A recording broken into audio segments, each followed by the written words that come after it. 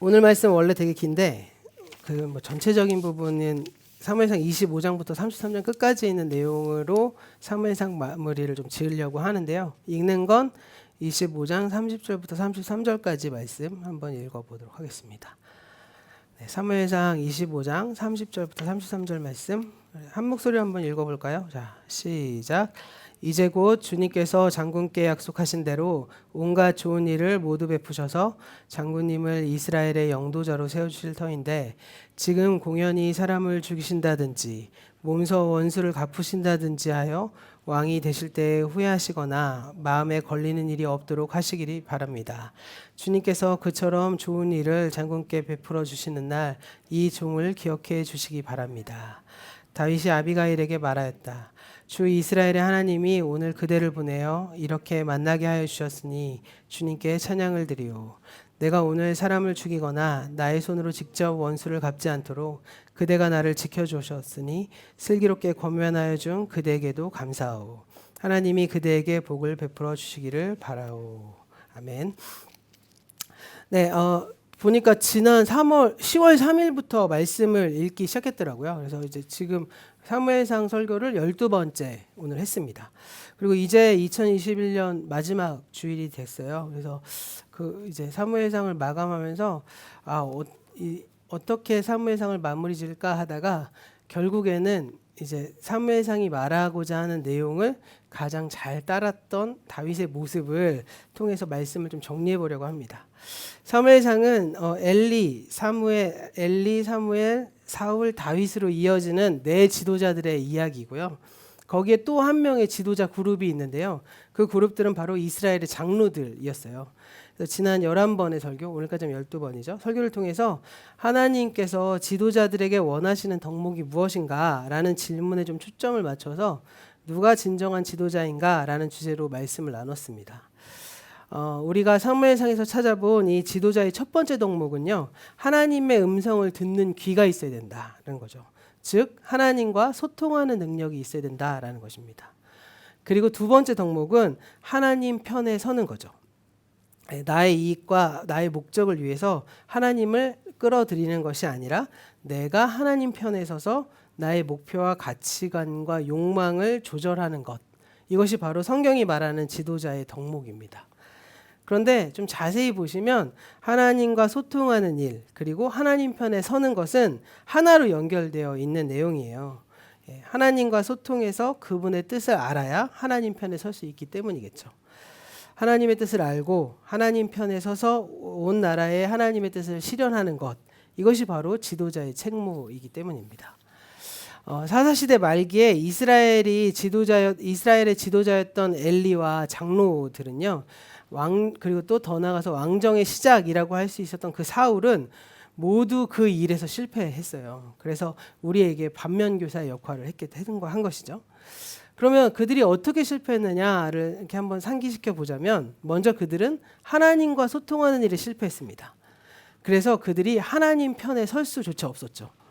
그래서 어떻게 보면 내가 하나님 편에 서기 위해서 당연히 해야 될 것은 하나님의 말씀을 들을 수 있는 귀가 열려야 되는데, 엘리도 그렇고 장로들도 그렇고 사울도 그렇고 하나님의 말씀을 들을 줄 아는 귀가 없었기 때문에 더 나아가서 하나님 편에 서는 선택조차도 할 수 없었다는 것입니다. 그들은 하나님의 뜻을 따라 나라를 위해, 백성을 위해 일하기보다 오히려 자기와 자기의 집단, 이익, 그리고 기득권을 지키기 위해 혈안이 돼 있었고요.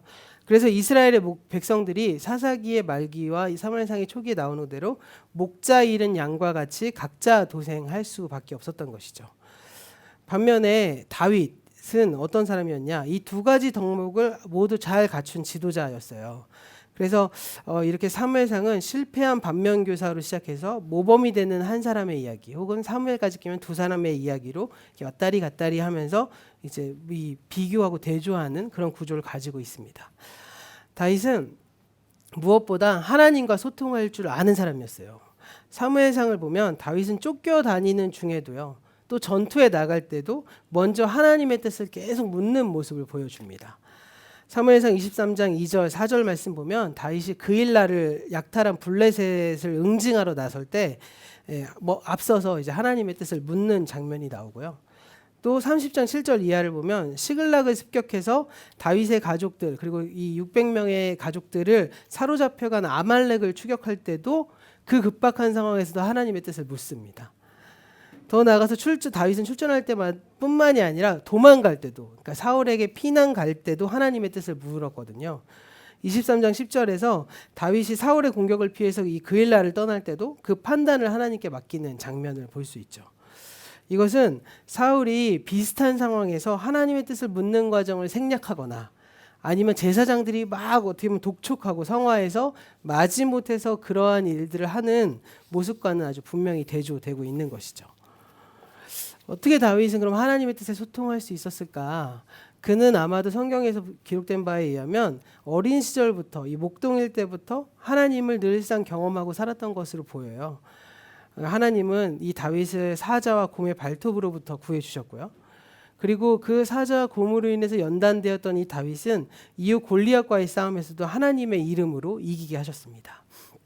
이렇게 다윗은 하나님과 소통하는 법을 알았기 때문에 하나님의 뜻에 민감할 수밖에 없었고 사울 왕을 피해 도망다니는 오랜 도망자의 삶 속에서도 절망하지 않고 하나님의 때를 기다릴 수 있었던 것이죠. 지난 시간에 말씀드렸다시피 다윗의 피난 생활이가 정확히 얼마 동안 지속되었는지는 참 알기 어려워요. 그런데 대충 추측해 볼 수 있는데 사무엘하 5장 4절 말씀 보면 다윗이 30살의 왕이 되었다고 나오거든요. 그러니까 몇 살부터 피난살이를 시작했는지 어떻게 보면 대충 이렇게 한 어느 정도구나라고 볼 수 있습니다. 다윗이 그러니까 사울이 다윗을 의심해서 경계하기 시작하고 그래서 그를 죽이려고 했던 그 상황은 언제부터 시작되냐면 다윗이 골리앗을 이긴 후부터 시작됩니다. 사울이 다윗과의 싸움에 나올 때 성경에서는요 얼굴이 붉고 용모가 아름답다라고 말해서 세번역에서는 홍안의 소년 이렇게 설명하거든요. 여기서 홍안의 소년이라는 말을 우리가 가만히 생각해 보면 초등학생이나 중학생 정도의 나이는 아니라는 것을 알 수 있어요. 왜냐하면 이 다윗이 이제 했던 행동들의 말씀을 비추어 보면 알 수 있는데요. 근데 우리는 아이러니하게도 뭐 인터넷이라든지 만화라든지 애니메이션이라든지 상징적인 그림을 보면 다윗과 골리앗의 이야기를 그림으로 표현한 것을 보면 꼭 초등학생 정도 돼 보이는 아주 작은 아이가 물매를 돌려서 골리앗을 쓰러뜨린 것으로 우리가 보통 보거든요. 근데 꼭 그렇지만은 않는 것 같습니다. 왜냐하면 다윗이 골리앗과 싸우러 나갈 때 사울이 이제 다윗에게 자신의 갑옷을 입히잖아요. 그렇죠? 근데 만약에 초등학생이라면 갑옷을 입히려고 시도조차 했을까요? 예, 그러진 않았던 것으로 보이고요.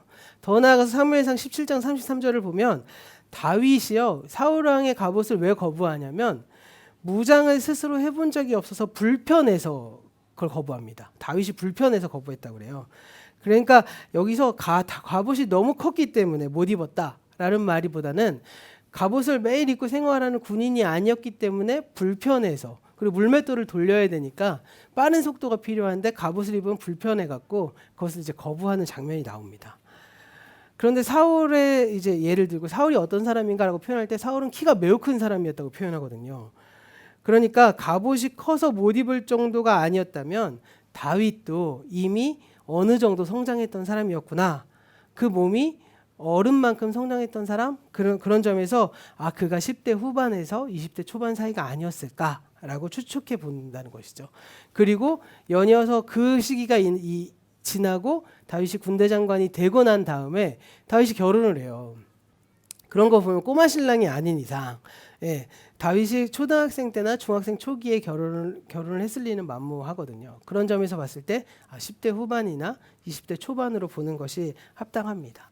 그래서 10대 후반에서 20대 초반에서 피난살이를 시작해서 30살의 왕이 되었으니까 아마도 다윗은 약 한 피난 생활을 한 10년 정도 했을 것으로 추정할 수 있습니다. 그러니까 20대 전체를요 다윗은 도망자의 삶을 살았다는 것이죠. 그 10년 동안 다윗은요 인생의 가장 낮은 곳에 추락해 있었습니다. 그가 온 백성의 환호를 받으면서 왕실에 들어갔던 그 인생의 절정으로부터 바닥으로 급격하게 추락해서 무려 10년 동안 바닥의 상태를 계속해 왔던 것입니다. 아마도 그 지리하고 고통스러운 삶 가운데서 이제 다윗에게는 하나님을 자기 편으로 세워서 이 바닥으로부터 벗어나고픈 유혹이 끊임없이 일어나지 않았을까 생각해 보게 돼요. 그런데 다윗이 어땠다고요? 지난 시간에 말씀 나눈 것처럼 그렇게 인위적으로 사울 왕을 죽일 수 있어서 자기의 상황을 벗어날 수 있는 그런 일들이 2번이나 있었음에도 불구하고 그 유혹을 이겨내고 하나님이 그 일을 친히 이루시기까지 기다리고 또 기다리는 생활을 계속했습니다. 다윗이 이러한 방법으로 그 자신이 먼저 하나님의 편에 섰기 때문에 그를 따르는 600명의 용사들과 그 가족들에게 신뢰받는 지도자가 될 수 있었고요. 나중에 이스라엘의 왕이 된 이후에도 나라와 민족의 진정한 지도자로 설 수 있었던 것이겠죠. 하지만 가만히 보면 다윗이요, 늘 하나님의 뜻에 맞는, 하나님의 뜻에 바른 선택을 했던 것은 아닌 것으로 보입니다. 아마도 다윗에게도 그 순간 그릇된 판단으로 인해서 하나님의 길을 떠나서 옳지 않은 길로 갈 수 있는 위기들이 종종 있었다는 것이죠. 오늘 말씀은 그 가운데 한 사건을 기록하고 있습니다. 놀랍게도요, 이 다윗의 위기는 강성한 이웃나라인 블레셋으로부터 온 것도 아니었고 자기를 죽이기 위해서 광분하고 잡으려고 찾아오는 사울 왕으로 인해서였던 것도 아니었습니다.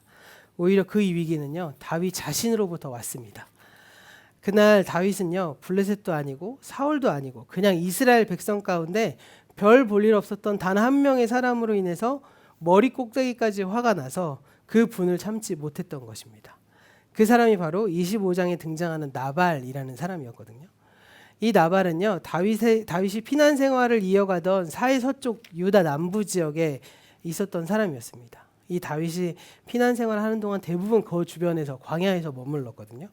그 가운데 한 지역이었던 갈멜이라는 지역에서 양과 염소 목장을 운영하고 있었던 부자였습니다.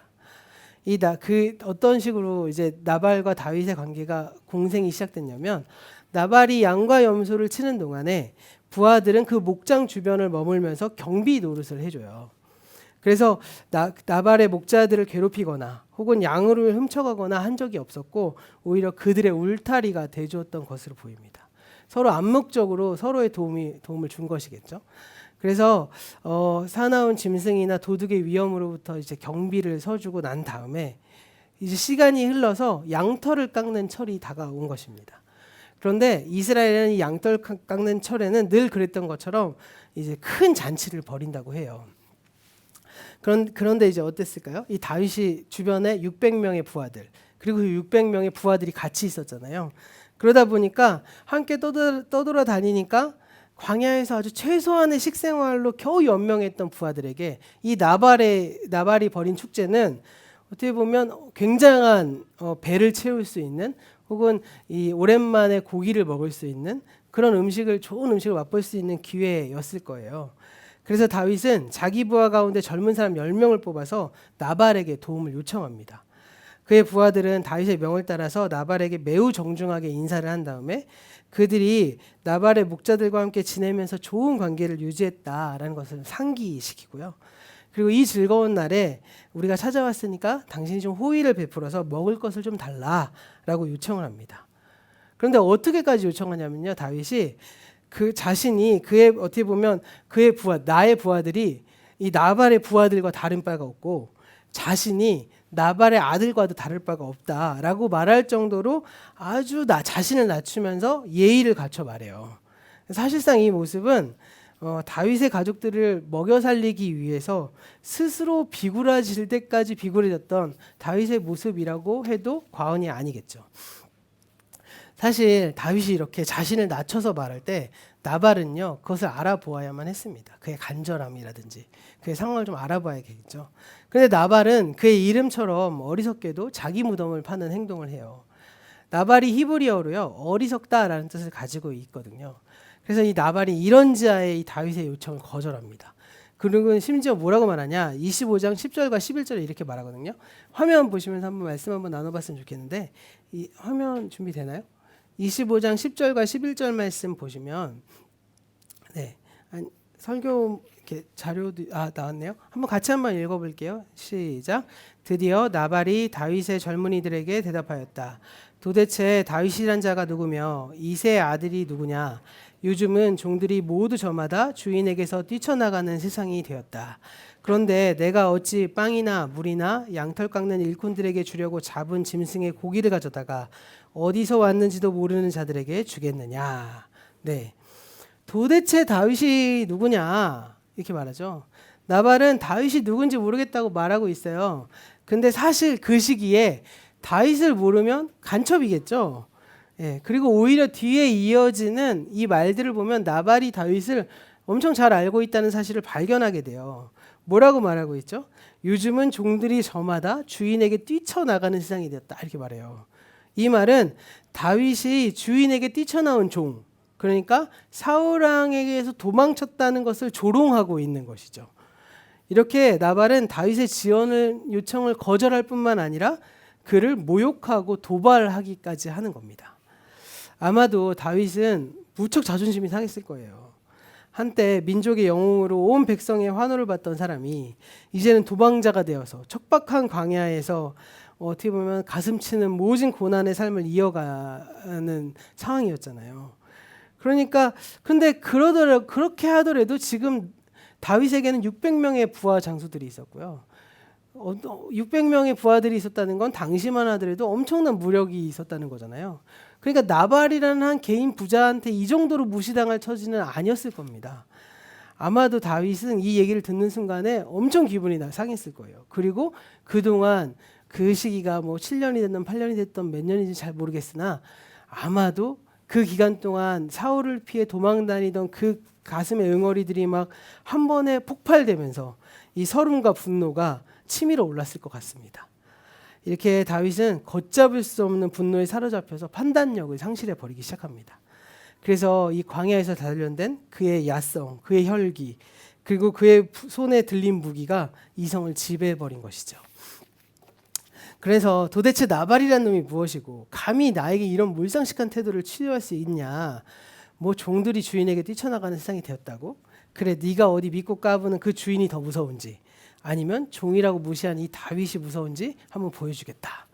뭐 이런 마음으로 다윗은 그 자리에 있었던 부하들에게 총출동의 명령을 내리죠. 200명은 남아서 진을 지키게 하고요. 400명을 이끌고 나발을 치기 위해 떠났습니다. 이것은 다윗의 전병력이 다 가동되었다는 것을 의미하거든요.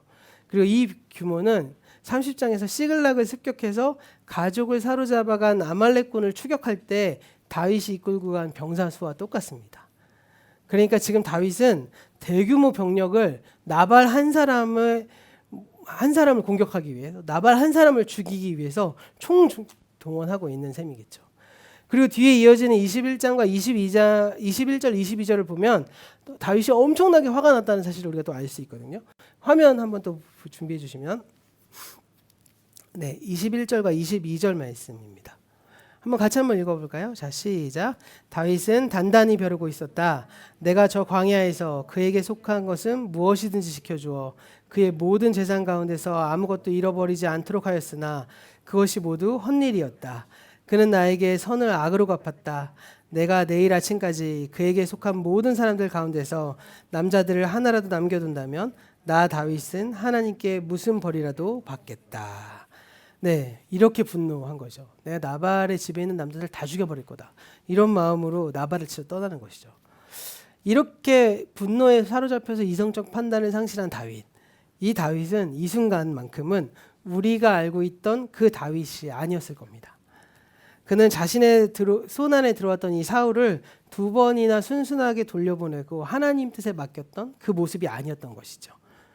하나님의 뜻이 이루어지기까지 그 긴 세월을 참고 기다릴 줄 아는 그 다윗이 아니었던 겁니다. 그리고 그 모습은 거인 골리앗의 위세에 대항해서 오직 하나님의 이름만을 믿고 나아갔던 그 다윗도 아니었을 겁니다. 그저 단 한 사람을 공격하기 위해서 대규모 병력을 이끌고 출동하는 모습은요, 오히려 다윗이 아닌 골리앗의 모습에 가까웠고요. 더 나아가서 이성을 잃고 분노에 사로잡혀 강분하는 정신착란의 발작을 일으키는 사울왕의 모습과도 다 같았다는 것이겠죠. 그런데 이렇게 변했던 다윗을 제정신으로 돌아오게 만든 것은 한 여인의 지혜였다는 것입니다.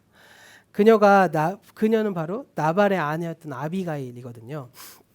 이 다윗의 부하들이 나발을 모욕하고 돌아갔다는 소식을 듣자마자 아비가일은 이 위기를 직감하고 신속하게 움직입니다. 18절에서 그녀는 서둘러서 다윗에게 가져갈 음식을 준비하는데요. 빵 200덩이, 포도주 2가죽 부대, 요리할 양 5마리, 볶은 곡식 5세야. 이 세야라는 말은 우리말로 치면 한 2말 정도 되는 양이라고 하더라고요. 그리고 건포도 뭉치 100개, 무화과 뭉치 200개를 준비합니다. 이 건포도 뭉치, 무화과 뭉치는 이제 이스라엘에서 말린 과일을 이렇게 두 손으로 꽉꽉 뭉쳐서 이렇게 이제 먹었던, 식사 대용으로 먹었던 것을 의미한다고 하더라고요. 그러니까 어떻게 보면 상당히 엄청나게 많은 음식을 준비한 셈입니다. 왜 그럴까요? 먹일 인원이 많았다는 걸 아비가일도 알고 있었고, 다윗이 그만큼 절박한 처지였다는 걸 아비가일은 알고 있었다는 것이겠죠. 다윗의 부하만 해도 600명이잖아요. 아마도 이 음식들은 다윗 일행 모두가 나눠 먹기에 충분한 정도가 되지 않았을까 생각해 봅니다. 더 나아가서 다윗의 상황만 보더라도 그 정도의 음식은 엄청난 양이라고 해도 과언이 아니겠습니다. 이 아비가일은 남편 나발에게 알리진 않고 이 모든 먹거리를 여러 나귀에 실어 보낸 이후에 바로 뒤따라갑니다. 이 아비가일이 이렇게 음식을 준비하고 있는 사이에 흥분한 다윗은 군대를 이끌고 엄청난 속도로 나발을 향해 막 달려오고 있는 거예요. 예, 그들의 모습은 어쩌면 이제 어떻게 보면 먹잇감을 보고 흥분해서 달려드는 사나운 맹수처럼 보였을 겁니다. 누구든 그의 앞을 가로막기만 하면 단칼에 베어버리고 길을 낼 것만 같은 무서운 어떤 그런 기운, 그런 무서운 분노가 그들과 함께 몰려오고 있었던 것이죠. 바로 이때 아비가일의 짐을 실은 나귀들이 산 구비를 돌아갔고 내려가는 길에 다윗 일행과 마주치게 되는 겁니다. 이 다윗의 전사들이 먹을 것이 온 나귀를 보고 주춤한 사이에 아비가일이 급히 나귀에서 내려서 다윗 앞에 얼굴을 엎드려 땅에 대고 절을 하기 시작하는 겁니다. 예, 너무 스토리를 동화 구연처럼 쫙 설명을 해드렸냐면 이 상상해 보시면요, 이 장면 굉장히 의외스러운 장면이라고 볼 수 있겠죠. 예, 복수의 도끼를 품은 400명의 남성들이 진군하는 이 살기 가득한 이 메마른 벌판에 한 여인이 호련히 나타나서 살포시 땅에 엎드리고 있는 모습을 상상해 보면 참으로 어떻게 보면 이 살기가 가득한 공간을 무력화시키고자 하는 어떤 모습이 아니었을까? 뭐 이렇게 상상해 봅니다. 복수심에 불타서 달려가던 다윗도 이 뜻밖의 장면을 마주하고는 흠칫하고 놀라지 않았을까요? 그래서 24절에서 아비가일이 엎드린 채 다윗에게 말하는데요. 이것도 화면 보시면서 함께 읽어볼까요? 24절 말씀입니다. 네, 함께 읽겠습니다. 시작. 그런 다음에 아비가일이 다윗의 발 앞에 엎드려 애원하였다. 죄는 바로 나에게 있습니다. 이 종이 말씀드리는 것을 허락해 주시고 이 종의 말에 귀를 기울여 주십시오. 아마도 다윗은 이게 무슨 소리야? 막 이랬을 겁니다. 그러니까 아비가일은 이런 급박한 순간에도 매우 침착하고 조리 있게 다윗을 설득해 가죠. 그녀는 다윗의 분노를 자아낸 나발이 그렇게까지 힘들게 상대할 만한 가치가 있지 않다, 그런 인물임을 상기시키고요. 이어서 그동안 하나님께서 다윗을 어떻게 인도하셨는지 스스로 되돌아보게끔 합니다. 놀라운 점은요, 이 말씀을 쭉 읽어보시면 처음에는 아비가일이 막 얼굴을 땅에 엎드리고 막 간청하는 태도로 막 얘기를 해요. 그런데 계속해서 말씀을 읽어보면 여기서 그녀는 단지 엎드려 간청하는 한 여인의 모습으로 그려지기보다는 하나님의 말씀을 대언하는 예언자의 모습으로 점점 변화되기 시작하는 겁니다. 여기서 아비가일의 한 말이 24절부터 31절에 쭉 기록되어 있는데 그 전체를 요약해 보자면 이렇게 정리해 볼 수 있을 겁니다. 하나님의 말씀을 대언하는 것처럼 해보자면, 다윗, 네가 누구인지 잊었느냐? 너는 내가 기름 부어 세운 나의 종 이스라엘의 왕이 될 사람이 아니냐? 그리고 그 어리석은 나발조차 내가 품어야 할 내 백성이 아니냐? 너는 정녕 너의 사사로운 분노를 그 칼에 담아서 내 백성의 피를 묻히려고 하는 것이냐? 이런 아비가일의 말을 더 나아가서 30절과 31절에 잘 요약되어 있습니다. 30절, 31절 말씀도 한번 읽어볼까요? 네, 보시면 함께 읽어볼게요. 시작. 이제 곧 주님께서 장군께 약속하신 대로 온갖 좋은 일을 베푸셔서 이 장군님을 이스라엘의 영도자로 세워주실 터인데, 지금 공연히 사람을 죽이신다든지 몸소 원수를 갚으신다든지 하여 왕이 되실 때에 후회하거나 마음에 걸린 일이 없도록 하시기 바랍니다. 주님께서 그처럼 좋은 일을 장군께 베풀어 주시는 날 이 종을 기억해 주시기 바랍니다. 예, 이거 화면 넘기지 마시고요. 바로 그 다음 장 넘길 거니까 이 말 어디서 좀 많이 들어본 말씀 같지 않으시나요? 네. 사무엘상 25장에 나오는 다윗과 아비가일의 이야기를 둘러싸고 있는 24장과 26장에 어떤 사건이 기록되어 있냐면요. 자기 수중에 들어온 사울 왕을 순순히 살려보낸 이야기가 담겨 있어요. 첫 번째로 이렇게 보내고 25장에서 아비가일을 만나고 26장에서 또 한 번 사울을 살려보내는 이 장면이 이렇게 나오거든요. 그래서 지난 주일에 말씀했던 26장 10절 11절에서 다윗은 사울을 죽이려고 하는 이 아비새에게 뭐라고 말하느냐? 그 다음 화면 넘겨주시면요. 이렇게 말해요. 다윗이 말을 계속하였다. 주님께서 확실히 살아계심을 두고 말하지만 주님께서 사울을 치시든지 죽는 날이 되어 죽든지 또는 전쟁에 나갔다가 죽든지 할 것이다. 주님께서 기름 부어 세우신 일을 내가 쳐 죽이는 일은 주님께서 금하시는 일이다. 이렇게 말합니다. 예, 이 말씀 보면 어떻게 보면 표현은 다르지만 방금 아비가일이 말한 말과 비슷한 말입니다. 사람을 죽이고 살리는 일은 하나님의 일이기 때문에 하나님께 맡기라는 것이죠. 이 놀라운 사실은 아비가일이 이 말을 25장에서 먼저 했고 다윗이 26장에서 이 말을 했으니까 다윗이 아비가일에게 들은 말을 이 아비새에게 다윗이 또 해준 거죠. 그러니까 정확히 말하자면 다윗이 아비가일의 말을 하나님의 말씀으로 알아들었기 때문에 26장에서 그런 기회가 있었을 때 또 그 기회를 억누를 수 있었다는 것입니다. 오늘 말씀을 좀 마무리하면서요. 이 하나님께서 우리에게 말씀하시는 그 방법에 대해서 한번 생각해 보셨으면 좋겠어요. 하나님은 우리에게 아주 다양한 방식으로 말씀하시거든요. 근데 문제는 무엇일까요? 우리에게 그 음성을 들을 귀가 있느냐는 것이겠죠. 예. 다윗에게는 그런 귀가 있었던 겁니다. 그래서 하나님께서 아비가일을 통해서 말씀하실 때 다윗은 그것을 한 여인의 음성으로 듣기보다는 하나님의 음성으로 들을 수 있었다는 것입니다.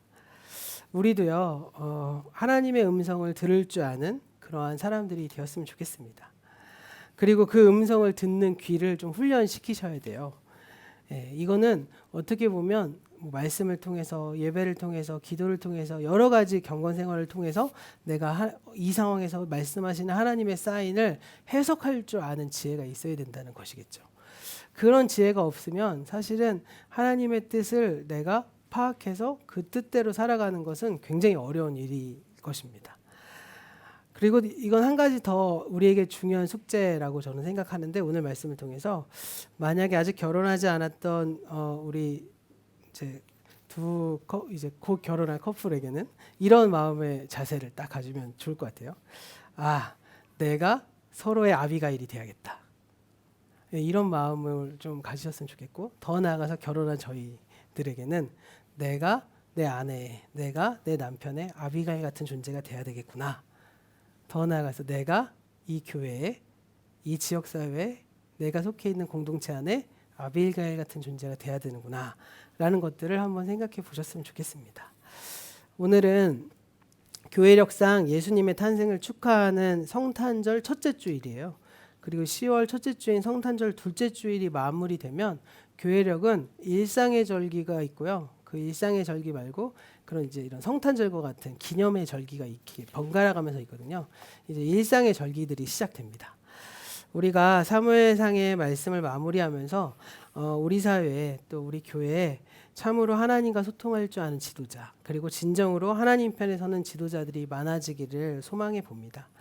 그런데 제가 처음에 12주 전에 말씀드렸지만 우리가 지도자라고 하면 뭐 대통령이나 국회의원이나 뭐 CEO나 이런 사람들을 말씀드리는 게 아니라고 분명히 말씀드렸어요. 심지어 교회로 따지면 뭐 대형교회 목사님 혹은 장로님들을 말하는 것이 아닙니다. 바로 이 나라의 국민들 그리고 그리스도의 몸된 교회를 세우고 있는 우리 모두 우리 자신이 바로 지도자라는 것입니다. 우리가 일상의 절기를 시작하듯이 우리의 일상이 하나님의 뜻을 분별하고요. 그 뜻에서는 우리 각 사람들이 되셔서 내가 지도자로서의 어떤 그 가치관과 정체성을 가지고 하나님 앞에 서는 것. 이게 우리에게 아주 중요하고도 소중한 사명인 것이죠. 예. 이스라엘에 하나님의 뜻을 실현할 책임은요. 왕에게 있었습니다. 왜냐하면 하나님께서 왕에게 권력을 주셨기 때문이거든요. 그런데 오늘날 우리 사회는 어떠죠? 민주사회에서는 이 나라의 하나님의 뜻을 실현할 책임은 국민에게 있습니다.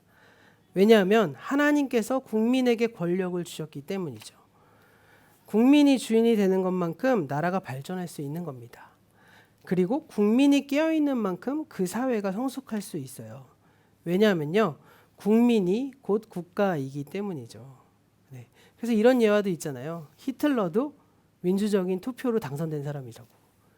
그 국민이 얼마나 하나님 앞에 깨어있고 그 국민들이 얼마나 지혜로우냐에 따라서 사실은 이 땅의 위정자들이 바뀌어지는 것이 바로 민주정부가 가지고 있는, 민주주의 제도가 가지고 있는 가장 중요한 핵심입니다. 많은 사람들이 하나님 편에 서지 않고 자신의 욕망에 기대면 그 욕망을 투영하는 대상이 불균형한 사람으로 이제 우리의 권리를 대리할 수 있는 사람이 뽑힐 수도 있는 것 아니겠습니까? 그런 점에서 우리가 먼저 하나님 앞에 서서 지혜로운 지도자들이 되기를 바라셔야 되는 것이죠. 교회도 마찬가지라고 저는 생각합니다. 네. 이 자리에 모인 우리 모두, 그리고 또 온라인상에서 예배를 드리고 있는 우리 공동체의 가족들이 모두 다 이 교회의 주인입니다. 네.